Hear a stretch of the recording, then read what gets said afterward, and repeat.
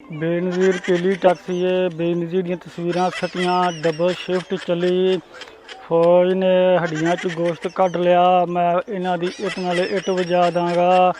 ये जो दहशतगर्दी है इसके पीछे यार गल्लां किते सुनिया लगदियां ने। मेरा ख्याल है खरे मेरा दिमाग कमज़ोर है या मैनू खरे कोई बीमारी। अच्छा राणा साहब तुसीं की किया ये भी इमरान खान का ट्विटर अकाउंट मुल्क दुश्मन है। और राणा साहब मैं आप बड़ा खिलाफ हाँ मुल्क दुश्मन दे।